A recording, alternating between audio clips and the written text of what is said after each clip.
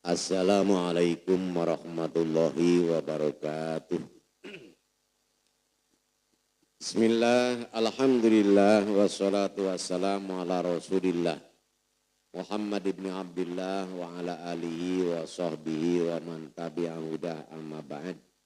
Yang sama-sama kita muliakan sahibul majlis Ustaz Agus Harijanto dan keluarga besarnya, guru kita bersama Kiai Haji Ma'mur Murad, serta para kiai, para asatidz lainnya, para habaib, bapak-bapak dan ibu-ibu, jamaah Majlis Zikir Istighosah Al-Bahri rahimakumullah.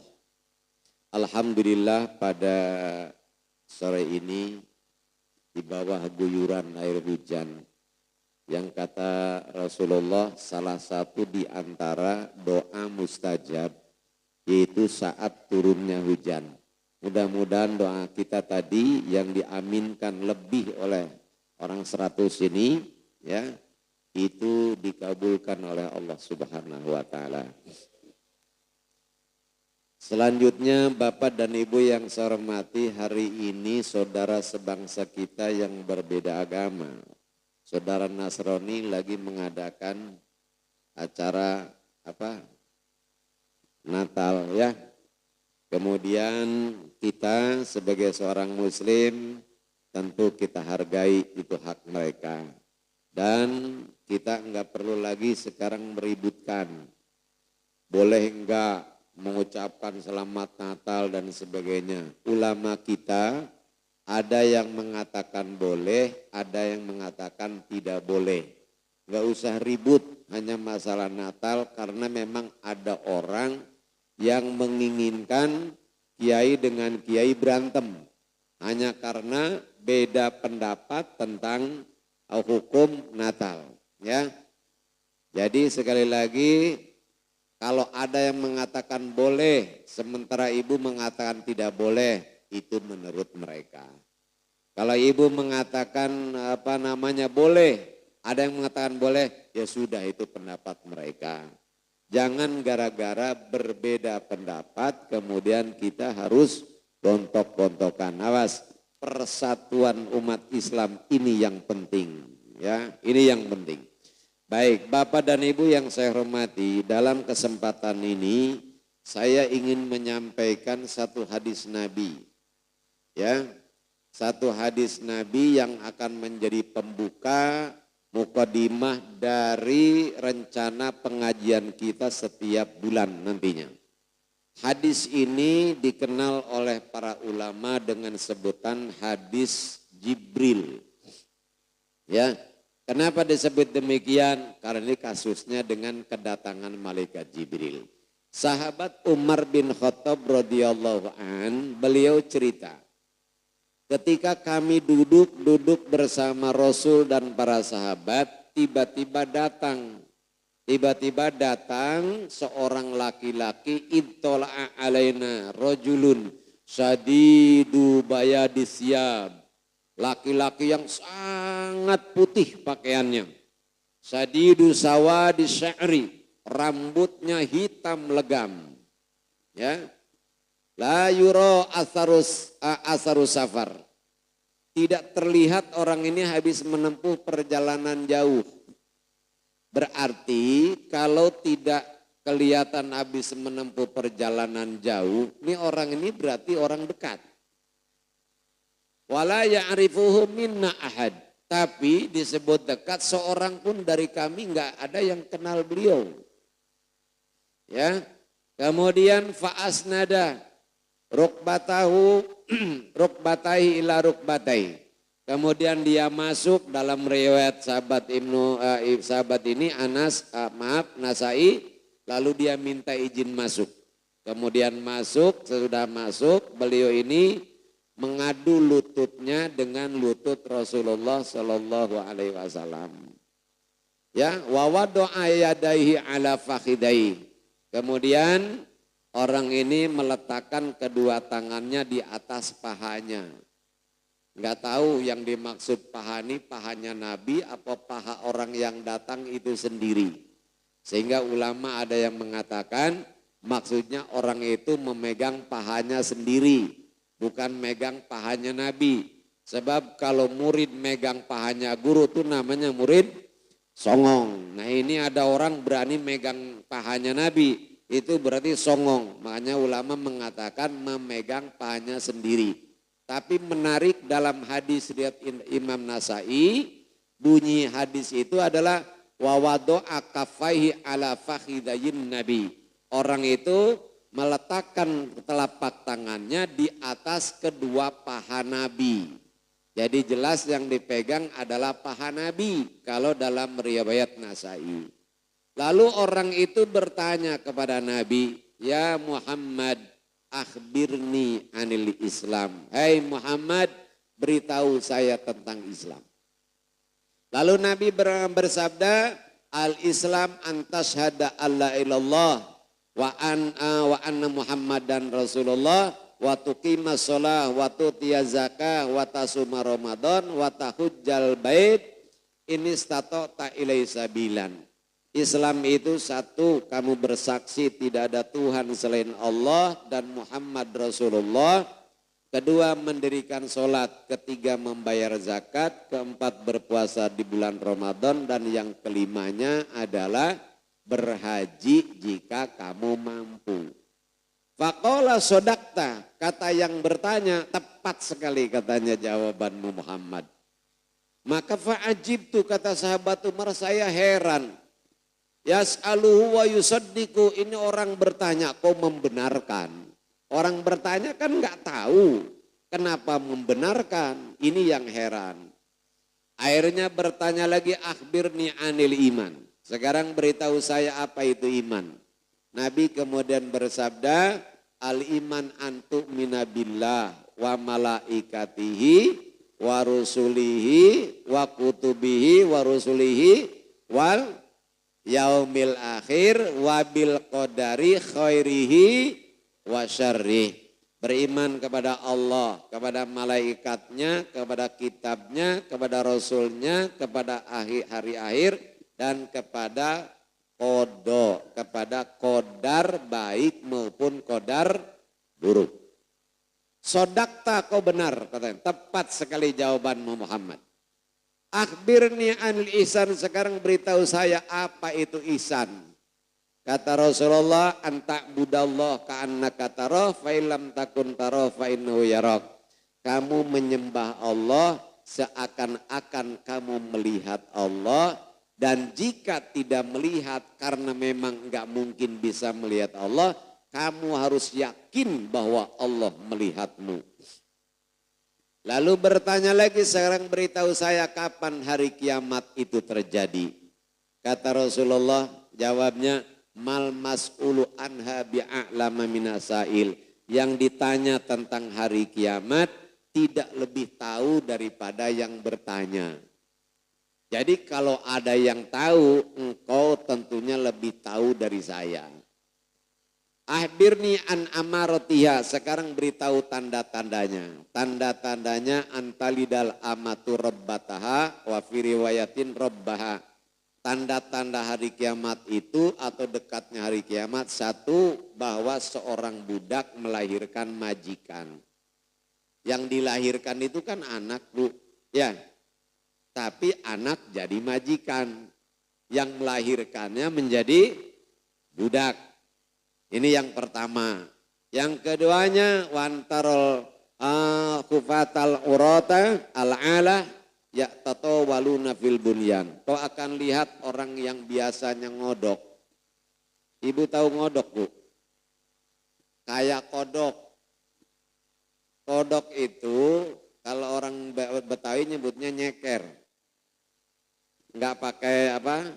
Ya, itu artinya orang miskin disebut ngodok karena kodok enggak pernah pakai sendal, ya.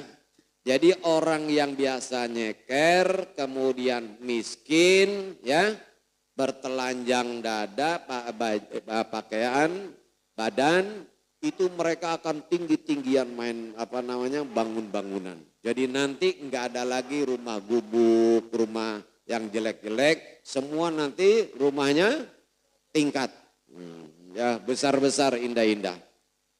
Tuh demikian kata Rasulullah. Lalu kemudian falabistu maliyan.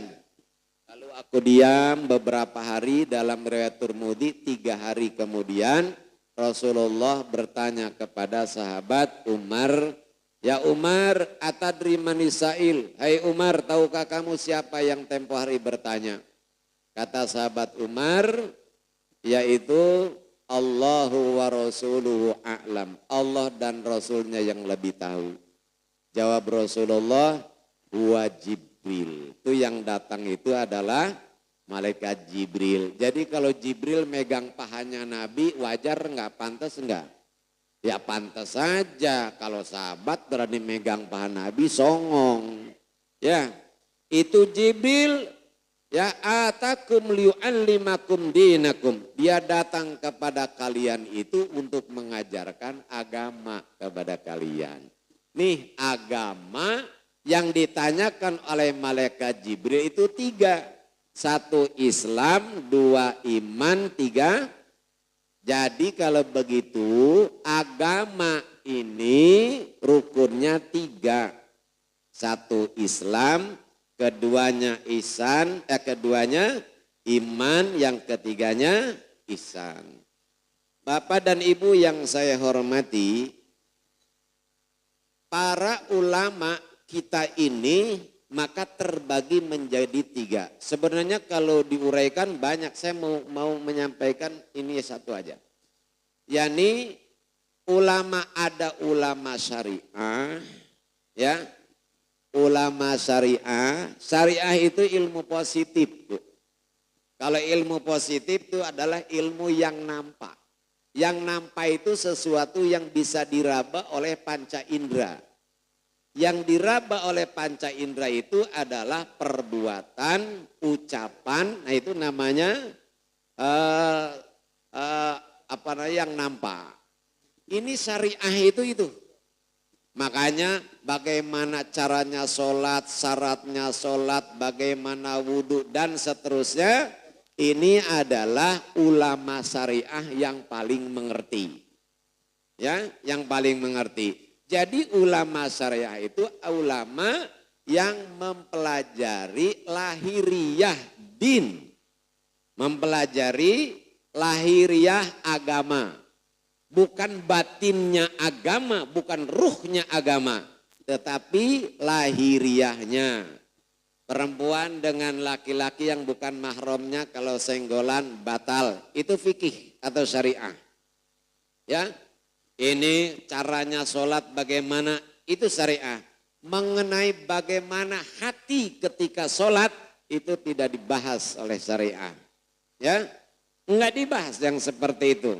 Hanya sebagian kecil saja. Kemudian yang keduanya adalah ulama batiniah. Yang hanya mempelajari, mengamati agama dari segi esensinya, jiwanya. Misalnya begini, untuk apa orang itu sholat? Kata Allah, inna sholata tanha anil fahsya'i. Sholat itu dapat mencegah perbuatan keji dan mungkar. Dan Rasulullah bersabda, la sholata liman lam tanha sholatu anil fahsya wal mungkar. Belum sholat orang yang sholatnya belum mampu mencegah dirinya dari perbuatan keji dan mungkar. Jadi kalau ada orang sholat tapi masih suka berantem, masih suka berbuat yang maksiat, yang keji, yang mungkar, sesungguhnya dia itu belum sholat. Jadi kalau gitu efek sholat, tujuan sholat adalah mencegah perbuatan keji dan mungkar. Aqimis sholah lidzikri, dirikan sholat untuk mengingat aku. Jadi kalau begitu sholat ini menjadi tujuan atau bukan? Ya, untuk apa sholat? Agar zikir kepada Allah. Jadi kalau begitu sholat itu menjadi alat. Tujuannya adalah zikir. Sekarang kalau ibu mau membuat kue, butuh alat-alat. Maka ketika ibu mau bikin kue, pasti ibu membutuhkan alat itu. Ya, dicarinya alat itu. Tapi kalau ibu membuat sesuatu tidak membutuhkan alat itu, buat apa alat itu kita cari? Nah itulah makanya kalau ulama batiniah mengatakan yang namanya sholat tujuannya adalah zikir. Maka kalau orang sudah zikir, buat apa sholat lagi? Karena sholat itu adalah alat untuk mencapai tujuan zikir.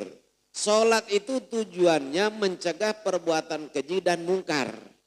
Nah sekarang kalau sudah bisa mencegah perbuatan keji dan mungkar, berarti orang ini sesungguhnya sudah sholat. Nah Bapak dan Ibu yang saya hormati, mungkin Bapak Ibu pernah melihat podcastnya Ustadz Dasad siapa itu? Dasad Latif. Waktu itu beliau bersama dengan Sujiwo Sutejo. Ya, Ibu pernah lihat di YouTube ya? Ada. Kemudian beliau bertanya begini, Pak Ustadz tolong bujuk saya, rayu saya biar saya mau sholat, kata Sujiwo. Ya, saya puasa, saya zakat dan lain-lainnya, cuma sholat yang enggak. Tapi kalau dia dikatakan enggak sholat, dia tertawa. Kenapa? Karena pengertian sholat menurut Dasad dan pengertian sholat menurut Sujiwo berbeda. Menurut Sujiwo, sholat itu adalah meninggalkan perbuatan keji, perbuatan mungkar dan selalu ingat kepada Allah. Itulah sholat. Tetapi kalau Dasad, Ustadz Zadad, lain, sholat itu yang diawali takbir, diakhiri salam dan seterusnya. Maka dalam hati saya begini, nggak mungkin ya, nggak mungkin Pak Dasad memuaskan jawabannya sehebat apapun. Karena untuk memuaskan pertanyaan Sujiwo bukan dengan dalil. Karena Sujiwo itu udah punya pemahaman sendiri, ini ulama batiniah dengan ulama syariah. Enggak bakal nyambung sampai kapanpun juga. Sampaiin dalil kayak apapun oleh Ustadz Dasad, senyum doang Sujiwo, Bapak Ibu yang saya hormati. Inilah ulama syariah, ulama batiniah. Yang ketiga kemudian, ini yang sering disebut dengan ulama, yaitulah ulama tasawuf. Mereka ulama ini itu sejalan dengan ulama batiniah dalam satu hal, tapi juga mereka tidak mengabaikan ilmu syariah. Syariahnya diamalkan, batiniahnya juga diamalkan, gitu ya. Aturan syariatnya dilakukan, kemudian tujuan dari semua ibadah dalam Islam itu apa? Substansinya apa? Esensinya apa? Ya, inilah yang digabungkan antara syariah dengan batiniah.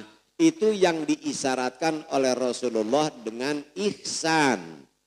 Oleh sebab itu Imam Malik mengatakan, man yatafaqahu walam yatasawwab fahuwa munafik. Barang siapa yang belajar ilmu syariat tapi dia tidak mempelajari tasawufnya, maka dia akan menjadi munafik. Waman yatasawwaf walam yatafaqah fahuwa zindik. Siapa yang mempelajari ilmu kebatinannya, batinnya, yakni tasawuf, tapi meninggalkan syariahnya, maka dia akan menjadi zindik. Nah Bapak dan Ibu yang saya hormati, dua-duanya tentu kurang bagus. Maka yang paling bagus adalah yang ketiga, yaitu ketika mengamalkan dua-duanya. Ya, syariahnya, lahiriahnya diamalkan, batinnya juga.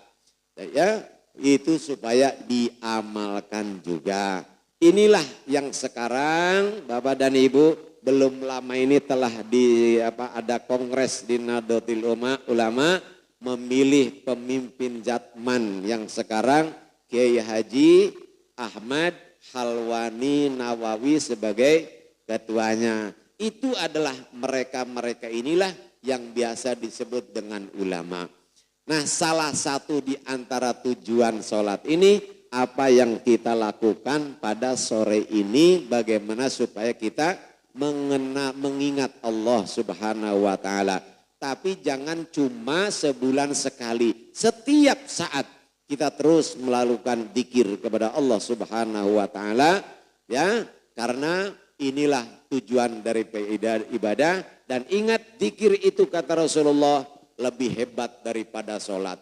Dirikan sholat. Sholat itu mencegah perbuatan keji dan mungkar. Tapi apa kata Allah? Wala dzikrullahi akbar. Mengingat Allah itu jauh lebih besar nilainya, pahalanya daripada ibadah-ibadah yang lainnya. Ya, barangkali inilah yang bisa saya sampaikan.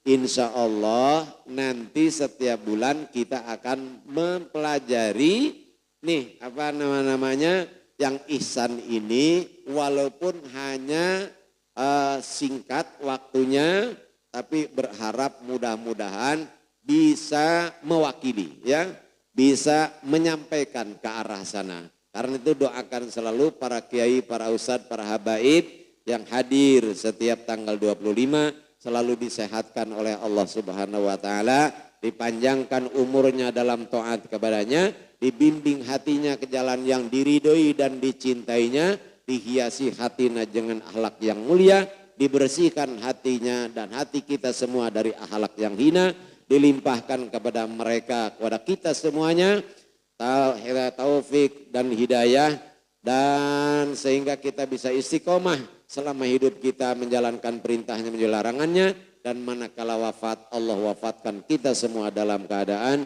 husnul khotimah. Amin ya rabbal alamin. Assalamualaikum warahmatullahi wabarakatuh.